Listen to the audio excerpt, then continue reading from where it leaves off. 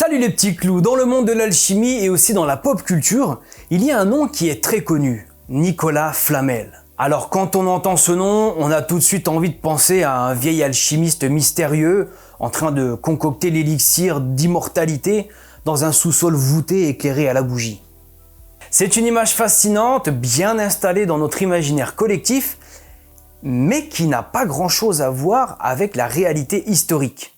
Et non, désolé de vous décevoir. Nicolas Flamel, c'était un homme du XIVe siècle, un bourgeois parisien, discret, pieux, bosseur et surtout un fin gestionnaire. Et contrairement à bien des figures médiévales, on a pas mal de choses fiables à son sujet. Pour quelqu'un qui ne faisait pas partie de la noblesse, sa vie est étonnamment bien documentée. Entre les archives paroissiales, les actes notariés, son testament et les descriptions des bâtiments qu'il a fait ériger, on peut retracer son parcours avec un bon niveau de certitude. Si vous aimez ce genre de vidéo, je vous invite à me soutenir sur Tipeee parce qu'on va pas se mentir, c'est un sujet de niche. On n'est pas nombreux, mais on est passionnés. Alors si vous voulez que ça continue aussi longtemps que la légende de Flamel, vous savez ce qu'il vous reste à faire. Sur ce, on est parti.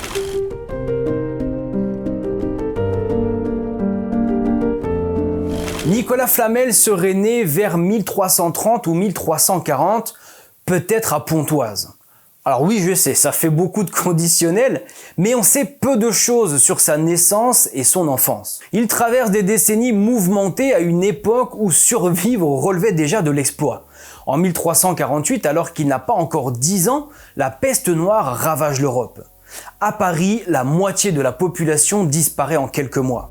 Ce contexte de peur, de mort omniprésente et de fragilité humaine a sans doute marqué le jeune Flamel et nourrit chez lui un intérêt précoce pour les textes religieux, les écrits sacrés et peut-être aussi les mystères de la vie et de la mort. Ajouter par-dessus un petit peu de guerre de 100 ans et des révolutions populaires, ça nous fait un joli décor bien chaotique. Très tôt, il développe un rapport intime avec le texte, avec le mot écrit et la transmission. Une vocation qui allait définir toute sa vie. Malgré le contexte peu favorable, Flamel parvient à se construire une vie stable et confortable. Il commence comme copiste et écrivain public, installé dans une petite échoppe accolée à l'église Saint-Jacques-la-Boucherie. Son job, c'est de rédiger des contrats, des lettres, des testaments pour les gens qui ne savent pas écrire.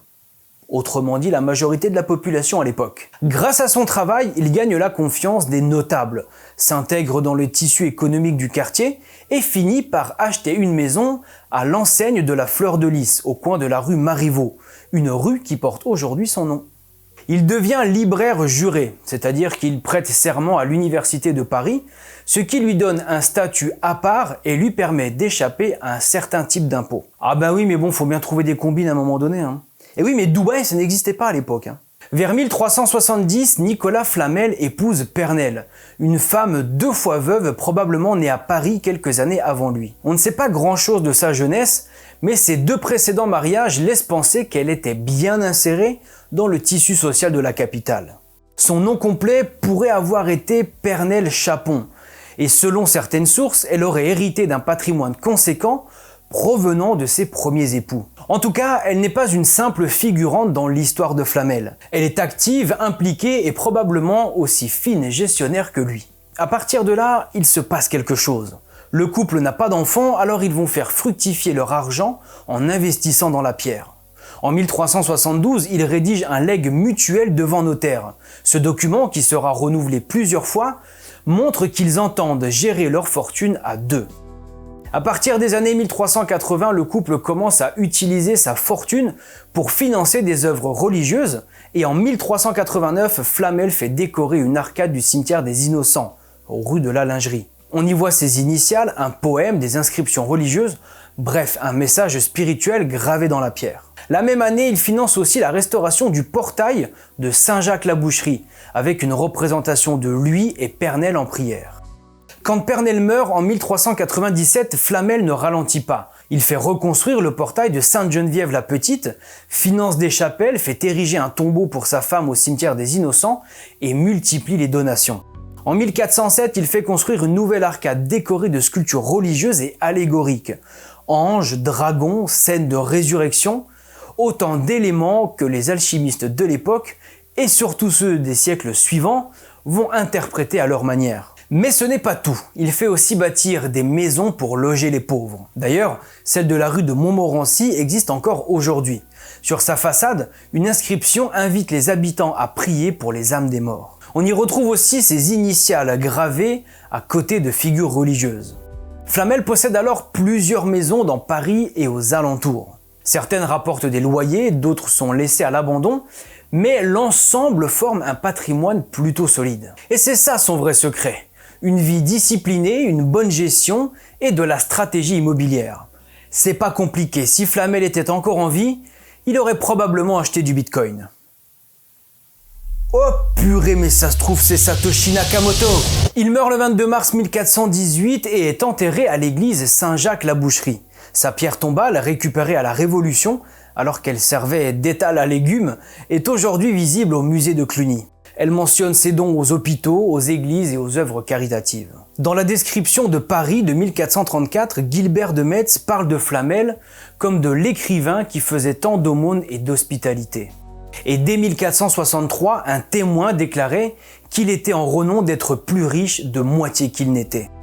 Une réputation de richesse qui, vous vous en doutez, allait nourrir bien des rumeurs. Parce qu'évidemment, un homme aussi pieux, aussi discret, aussi généreux, qui semble avoir bien plus d'argent que prévu, il devait forcément cacher quelque chose. Et c'est là que commence la légende.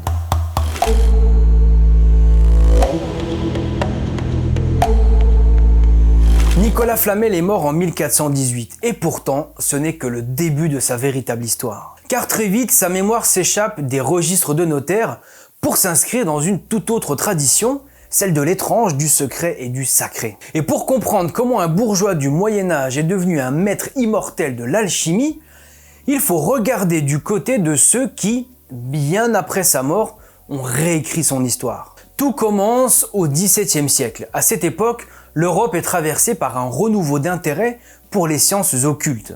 Les sociétés secrètes, les alchimistes, les chercheurs d'absolu sont partout. Et dans ce climat propice à la spéculation mystique, le nom de Flamel refait surface, sorti de nulle part. Un certain Pierre Borel, médecin et antiquaire, publie en 1655 un ouvrage intitulé « Trésors de recherche et antiquités gauloises ». Il y affirme que Nicolas Flamel aurait découvert un manuscrit alchimique rédigé par un certain Abraham le Juif, contenant les secrets de la pierre philosophale. Selon cette version, Flamel, incapable d'en percer le sens, aurait entrepris un voyage jusqu'à Saint-Jacques-de-Compostelle. C'est là, auprès des sages séfarades, qu'il aurait compris le sens caché du texte. Et une fois revenu à Paris, la transmutation aurait eu lieu. Ce récit a tout du mythe parfait. Le manuscrit antique, le voyage initiatique, les révélations mystérieuses et bien sûr, le secret de l'immortalité. Mais historiquement, il y a un petit souci. Aucun des documents contemporains de Flamel, et ils sont nombreux, ne mentionne quoi que ce soit d'alchimique. Pas un mot, pas un symbole, pas un témoin, silence radio. Mais c'est tout l'intérêt de la magie des légendes, c'est qu'elles n'ont pas besoin de preuves. Il a suffi d'un livre pour créer le mythe, il en faudra un deuxième pour le faire entrer dans la postérité. Et ce livre arrive en 1612 avec la première publication du livre des figures hiéroglyphiques, attribué à Nicolas Flamel lui-même, alors qu'il est mort 200 ans plus tôt. Le texte raconte, dans un style modeste mais théâtral, comment il aurait trouvé le fameux manuscrit, toutes ses années de travail, son apprentissage du grand œuvre, et bien sûr la fameuse transmutation. Le manuscrit est illustré de gravures symboliques, serpent, dragon, soleil, lune, roi couronné, tout le vocabulaire iconographique classique de l'alchimie. Il y est question de mort, de renaissance, d'union des opposés et de purification, bref, tout l'univers de l'hermétisme et de l'alchimie. Pourtant, le style, le contenu et les références laissent penser qu'il s'agit d'un faux bien plus tardif, sans lien direct avec Nicolas Flamel. Et en même temps, le mec qui est mort 2 siècles plus tôt, je le rappelle, hein. Mais peu importe, la légende est lancée. Le livre circule, séduit et intrigue. Il entre dans la bibliothèque d'Isaac Newton, influence des alchimistes comme Michael Mayer ou Eugène Cancelier, et s'impose comme un texte incontournable de la littérature ésotérique. L'homme qui, de son vivant, copiait des actes notariés, devient à titre posthume l'un des plus grands alchimistes de tous les temps. Et à partir de là, les interprétations vont se multiplier. Les éléments de sa vie sont relus à travers le prisme de l'ésotérisme. Les gravures religieuses deviennent des hiéroglyphes codés, les bas-reliefs sont analysés comme des paraboles philosophiques, et sa maison, rue de Montmorency, est perçue comme un temple. Ses dons aux pauvres, c'était une manière de détourner l'attention. Même son absence d'enfant devient suspecte. Sachant le pouvoir de la transmutation, on prétend qu'il aurait refusé de transmettre cette connaissance à une descendance.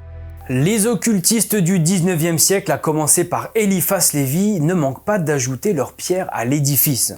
Flamel devient un initié, un mage et un modèle d'élévation spirituelle. Au XXe siècle, Fulcanelli en fait presque un personnage témoin de ses propres visions. Et évidemment, au XXIe siècle, J.K. Rowling l'installe définitivement au panthéon des figures alchimiques en le représentant comme un vieil homme immortel, détenteur de la pierre philosophale. On raconte même qu'il n'est jamais vraiment mort, que lui et Pernelle auraient simulé leur disparition, qu'il vivrait quelque part dans le monde à l'abri des regards, qu'il protégerait un secret ancien bien trop puissant pour être révélé. Étrangement, l'idée fonctionne, parce que Flamel, c'est le candidat parfait à l'immortalité symbolique. Il n'était ni roi, ni prêtre, ni guerrier.